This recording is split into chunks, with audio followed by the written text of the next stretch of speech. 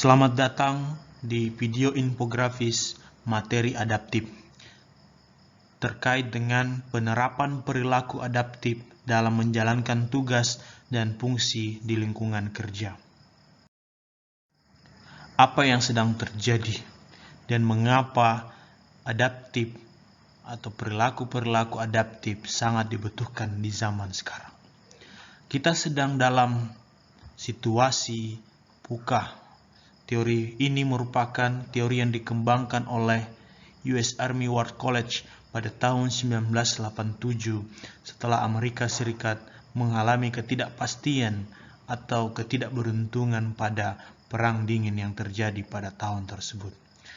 Teori ini digunakan untuk menganalisis situasi perang yang terjadi, dan teori ini pun dikembangkan dalam situasi dunia sekarang, di mana tingkat volatilitas yang sangat tinggi, ketidakpastian juga yang sangat tinggi, kompleksitas yang semakin kompleks, dan di tengah makna yang semakin bias. Kemudian yang kedua, kita sedang dalam masa-masa pandemi COVID-19, di mana pada awal tahun 2020 di Indonesia, pandemi menghentikan semua aktivitas dan membuat seluruh elemen masyarakat, termasuk pemerintah, bingung dan bagaimana cara menghadapi. Namun setelah pandemi berlalu, tentu telah terjadi perubahan-perubahan yang mengharuskan kita untuk melakukan penyesuaian. Yang ketiga adalah perkembangan teknologi informasi. Kita telah masuk kepada revolusi industri 4.0 dan bahkan telah menyongsong era masyarakat teknologi atau 5.0. Perubahan-perubahan yang terjadi yang semakin tidak pasti dan kompleks dan ambigu ini kemudian menuntut kita untuk adaptasi atau it's time to adapt. Apa itu adaptasi, kawan-kawan? Adaptasi sendiri adalah suatu proses yang menempatkan manusia untuk berupaya mencapai tujuan-tujuan atau kebutuhan untuk menghadapi lingkungan dan kondisi sosial yang berubah-ubah agar tetap bertahan di tengah perkembangan zaman. Nah, pada video kali ini kami dari kelompok 1 serta Lacar CPNS akan menjelaskan mengapa kemudian kita harus menerapkan nilai-nilai adaptif pada perguruan tinggi negeri. Apa-apa saja perubahan yang terjadi pada perguruan tinggi yang mengakibatkan kita untuk beradaptasi. Potret pendidikan tinggi, di mana pada tahun 2020 dalam rangka menyiapkan mahasiswa menghadapi perubahan sosial, budaya, dunia kerja, dan kemajuan teknologi yang pesat. Kompetensi mahasiswa harus disiapkan untuk lebih gayut dengan kebutuhan zaman. Link and match tidak saja dengan dunia industri dan dunia kerja, tetapi juga dengan masa depan yang berubah dengan cepat. Perguruan tinggi dituntut untuk dapat merancang dan melaksanakan proses pembelajaran yang inovatif agar mahasiswa dapat meraih capaian pembelajaran yang mencakup aspek sikap, pengetahuan, dan keterampilan secara optimal dan selalu relevan. Kebijakan Merdeka Belajar dan Kampus Merdeka diharapkan dapat menjadi jawaban atas tuntutan tersebut. Kampus Merdeka merupakan wujud pembelajaran di perguruan tinggi yang otonom dan fleksibel sehingga terwujud kultur belajar yang inovatif, tidak mengekang, dan sesuai dengan kebutuhan mahasiswa. Program utamanya yaitu kemudahan pembukaan program studi baru, perubahan sistem akreditasi perguruan tinggi, kemudahan perguruan tinggi negeri menjadi PTN berbadan hukum, dan hak belajar 3 semester di luar program studi. Mahasiswa diberikan kebebasan mengambil SKS di luar program studi 3 semester yang dimaksud berupa 1 semester kesempatan mengambil mata kuliah di luar program studi dan 2 semester melaksanakan aktivitas belajar di luar perguruan tinggi.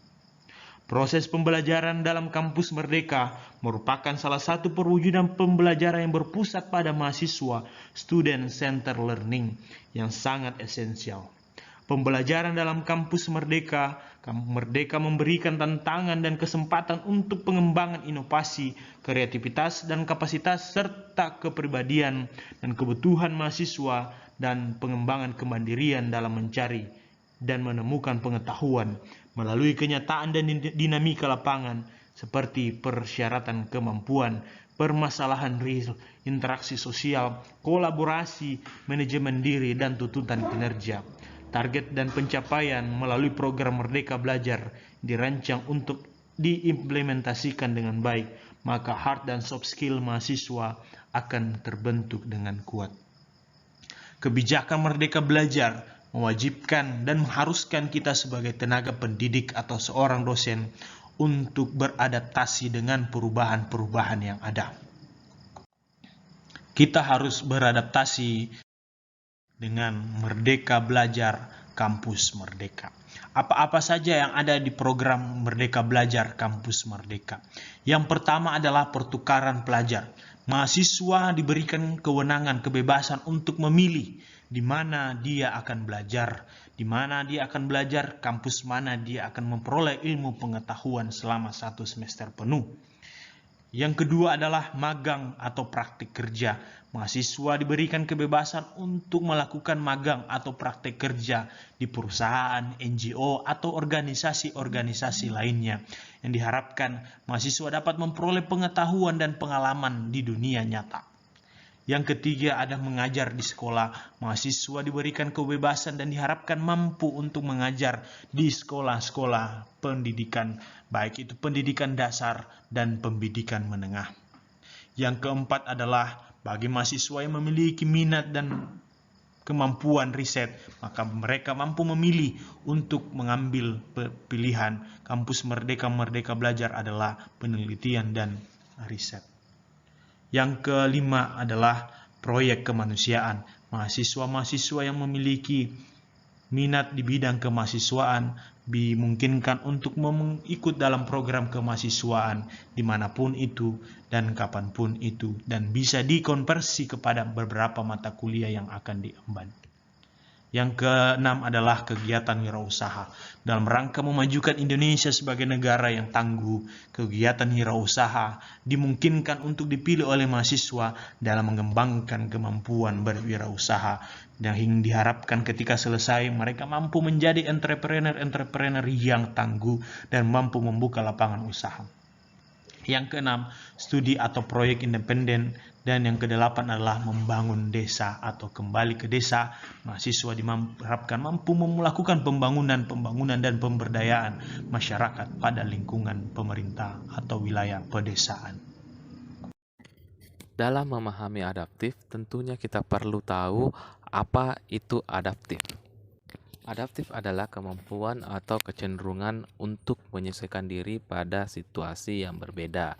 Artinya, adaptif ini dapat juga disamakan dengan penyesuaian diri terhadap berbagai situasi yang berbeda atau ability untuk menyesuaikan diri pada setiap kondisi yang berbeda.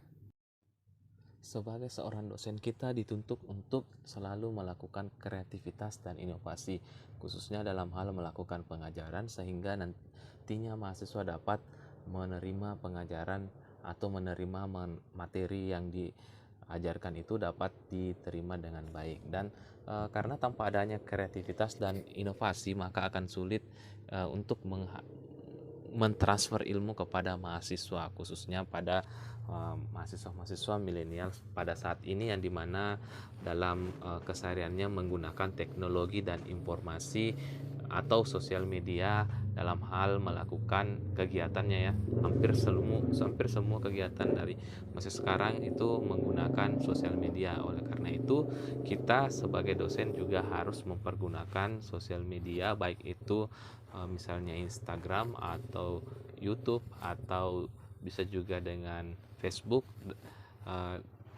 melakukan pengajaran di sana. Misalnya kita memberikan video dalam bentuk video YouTube, sehingga nantinya mahasiswa lebih mudah mempelajari atau lebih mudah mencerna materi-materi yang diajarkan. Selain itu, dengan menggunakan video YouTube misalnya, kita sebagai dosen itu lebih mudah untuk memberikan nantinya materi kepada mahasiswa. Selain itu, mahasiswa juga dapat mengulang-ulang atau merepeat apa yang telah dipelajari di dalam kelas, karena dia dapat melihat video tersebut di YouTube untuk sebagai bahan evaluasi dalam hal proses pembelajarannya dalam kelas. Setidaknya ada 9 elemen budaya adaptif menurut manajemen Advisory Service UK, yaitu yang pertama ada purpose atau organisasi beradaptasi karena memiliki tujuan yang hendak dicapai. Kemudian yang kedua adalah culture value atau nilai-nilai budaya, yang organisasi yang sesuai dengan karakteristik tugas dan fungsinya. Yang ketiga ada vision atau visi, di mana visi ini menjelaskan apa yang hendak dituju yang tergambar dalam kerangka pikir dan diterjemahkan dalam kerangka kerja yang digunakan dalam organisasi. Dan yang keempat ada corporate value.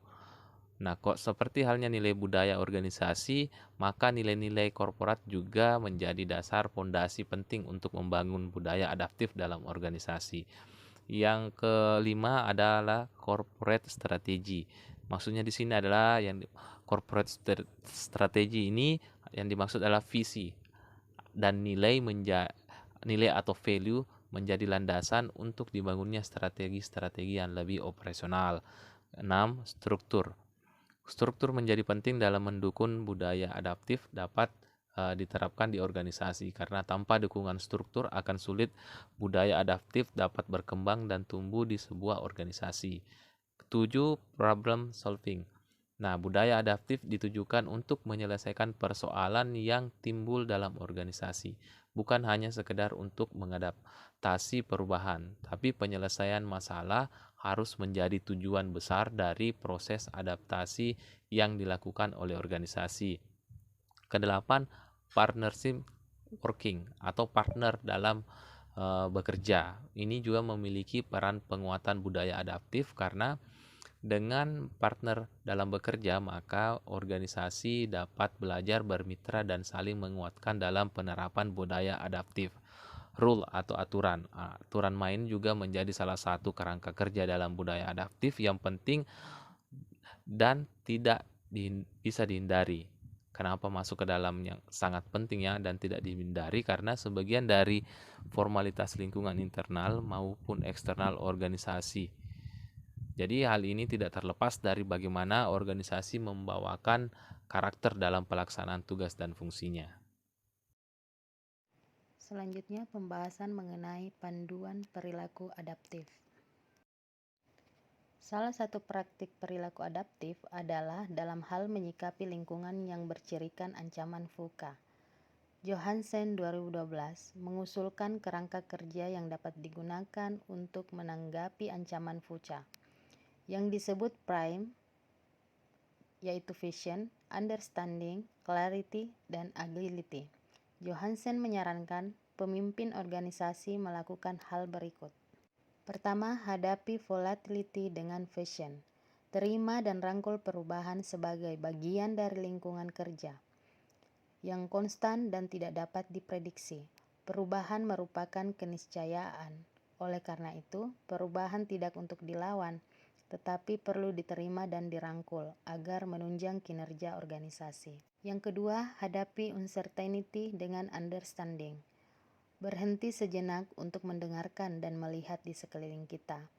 Hal ini membantu Anda memahami dan mengembangkan cara berpikir dan bertindak baru sebagai respon terhadap ancaman ketidakpastian. Ketiga, hadapi complexity dengan clarity. Berkomunikasi secara jelas dengan tim Anda. Dalam situasi yang kompleks, komunikasi yang jelas membantu mereka memahami arah tim dan organisasi. Berkomunikasi secara jelas senada dengan berkomunikasi secara efektif. Dan yang terakhir, yang keempat, hadapi ambiguity dengan agility. Dorong fleksibilitas, kemampuan beradaptasi, dan ketangkasan. Buat rencana ke depan, tetapi bersiaplah untuk mengubahnya. Selanjutnya, adapun perbedaan organisasi yang menerapkan budaya adaptif dan yang tidak menerapkan budaya adaptif. Perusahaan yang adaptif Manajer sangat memperhatikan seluruh konstituen mereka, sedangkan perusahaan yang tidak adaptif, manajer cenderung berperilaku tertutup, politis, dan birokratis. Poin terakhir, terdapat beberapa pengklasifikasian budaya organisasi yang telah disampaikan oleh para ahli. Salah satunya adalah yang disampaikan oleh Chang dan Lee. Menurut Chang dan Lee, 2007, membagi tipe budaya organisasi menjadi 4, yaitu pertama, adaptive culture. Budaya ini merupakan budaya yang bersifat fleksibel dan eksternal, sehingga dapat memuaskan permintaan pelanggan dengan memusatkan perhatian utamanya pada lingkungan eksternal. Kedua, mission culture atau budaya misi. Budaya ini merupakan budaya yang bersifat stabil dan eksternal, sehingga menekankan organisasi dengan tujuan-tujuan yang jelas dan versi-versinya. Ketiga, budaya clan atau clan culture. Budaya ini merupakan budaya yang bersifat fleksibel dan internal, sehingga menekankan bahwa para anggotanya harus memainkan peran mereka dengan tingkat efisiensi yang tinggi, dan mereka juga harus menunjukkan rasa pertanggungjawaban yang kuat. Dan yang terakhir, budaya birokratik atau bureaucratic culture. Budaya ini merupakan budaya yang bersifat stabil dan internal, sehingga organisasi memiliki tingkat konsistensi yang tinggi akan segala aktivitas-aktivitasnya. Ini harus kita laksanakan di dunia tempat kerja kita, apalagi kita sebagai seorang ASN harus mampu menerima perubahan dalam menyelaraskan setiap organisasi dalam hal berkelanjutan. Nah, kita sebagai seorang dosen mampu melakukan penelitian, pengajaran, dan pengabdian kepada masyarakat. Peningkatan kapasitas kita harus dilakukan menghadapi volatility dengan vision, di mana kita harus merangkul agar dapat menunjang kinerja organisasi kita dan melakukan adaptif. Dalam ketidakpastian ini, kita harus mampu memahami dan mengembangkan sebagai cara dalam menghadapi ancaman ketidakpastian. Yang ketiga adalah complexity, di mana kita harus mengembangkan dan mendorong dalam situasi kolaborasi dalam suatu tim dalam bekerja agar pekerjaan kita dapat secara efektif dilakukan dan bergerak secara cepat. Ambigu ini kita harus menghadapi dengan beradaptasi, di mana baik dari segi pengetahuan maupun dari segi teknologi, di mana kita harus selalu mengkolaborasikan. Nah, demikian video singkat saya, semoga bermanfaat. Sampai ketemu. Baiklah, saya akan melanjutkan studi kasus berkaitan dengan perilaku adaptif dalam menghadapi kampus Merdeka Belajar. Nah, ada 8 bentuk kegiatan pembelajaran yang dirancang di dalam kegiatan MBKM. Dulunya kita hanya mengenal kegiatan misalnya KKN ataupun magang. Namun dengan MBKM, aturan MBKM itu memberikan banyak kegiatan yang bisa dilakukan oleh mahasiswa, bukan hanya seperti yang tadi KKN ataupun magang.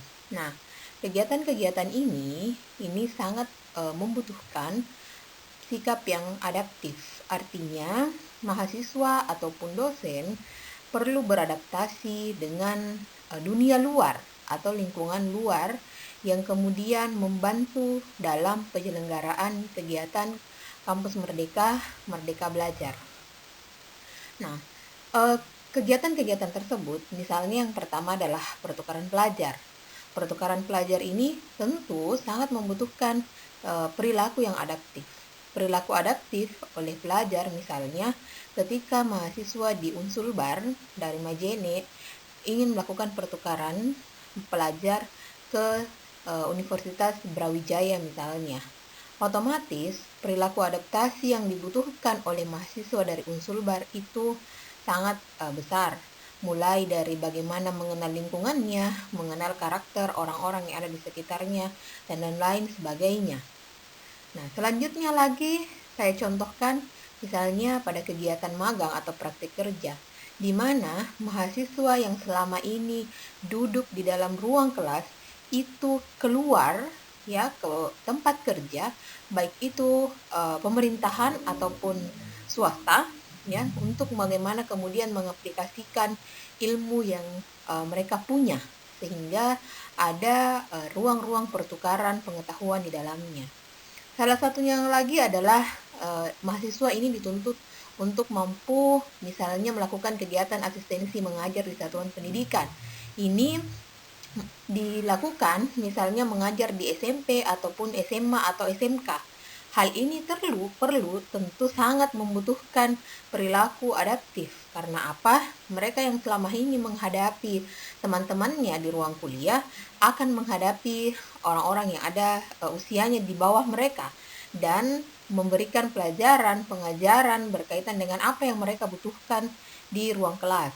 Nah, yang lain lagi misalnya kegiatan wirausaha. Ya, mahasiswa yang selama ini misalnya menerima ilmu itu dituntut untuk bagaimana kemudian membuat sebuah usaha dalam hal meningkatkan industri-industri kreatif di Indonesia atau membuat misalnya UMKM. Nah, itu adalah semua kegiatan-kegiatan ini tentu membutuhkan perilaku yang adaptif sehingga kegiatan MBKM ya, Merdeka Belajar Kampus Merdeka itu terlaksana dengan baik. Terima kasih.